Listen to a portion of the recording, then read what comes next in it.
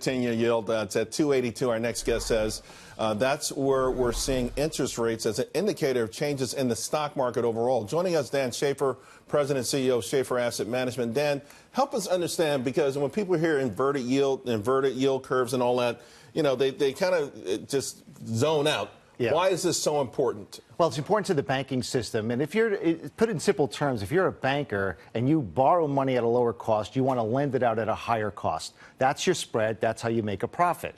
When the interest rates on the long end, the 30-year Treasury and the 10-year Treasury rates come down and get closer to your cost of borrowing the money to be able to lend it out, you're making less money. And that is going to make you margins come in, and that your stocks go down. I mean, they're down 5%. The financial group. But earlier in the year, in fact, the first real challenge to the rally this year was because rates were going up too much, right? The 10-year yield's at 3%, right, and all hell's breaking loose. Now you're telling us it's gone down, and that's bad. Well, you got to be careful who you're listening to, because when it was at 3%, I was here sitting with you, and I said, that's a great buy. You remember that day right. I was here? And it went to 310, and now what, we're at 282. I'm expecting it to cross 262, and once it crosses 262 lower, I'm looking at 2%. Just like Jonathan Hoenig, who was just on, says he thinks crude oil is going to 100. I just put on a lot of shorts on crude oil on Tuesday. I think crude oil is going back to 60. I think 74, 75 is the level of resistance. Before we switch, though, let's finish the interest rate discussion. Does this mean, though, the so-called inverted yield, because it's been associated with recessions? If you look at a chart, yes, generally when this occurs, we do get a recession within months of that happening. So are we talking about a recession in this country? Well, that's a good question, Charles. What's very unique about this yield curve inverting or getting close to the levels today is that the timing of where it is in the cycle is way too early, which says to me, in the economic cycle, which says to me it's not going to be just a recession.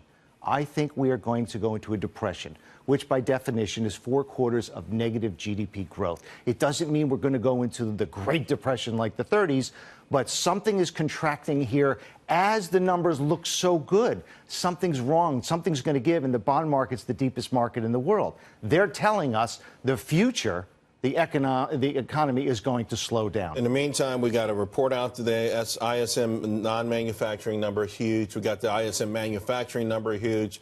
A pretty good job report from ADP. Atlanta Fed's got a still over 4% GDP growth this month. It feels like the wind is in our economic sails. It's hard to believe we just fall off a cliff just like that. So what would be the trigger? Because we know the last time it was the slicing and dicing of mortgages and selling at CBOs, and we had a bona fide nuclear bomb under our economy. Right. But is there anything that exists like that right now? Well, from what I can decipher from my experience and research, that the trillions and trillions amount of derivatives that are out there are people are pretty calm. Volatility, they claim, is going to stay low. They're selling premium. And when you're in, and to make it very simple, it's like trading options. If you're selling the premium, you're collecting the money, hoping it expires worthless. Right. And that's what's going on in the banking system, and with a lot of pension plans trying to get an edge to get more return because they're underfunded. Well, so this kind of thing is what I'm looking at the moment. That could be a time bomb. I will tell you, you retain the title of Mr. Happy. We appreciate it. I am happy. I'm just joking. Good stuff, man. Thank you. Thanks for having me.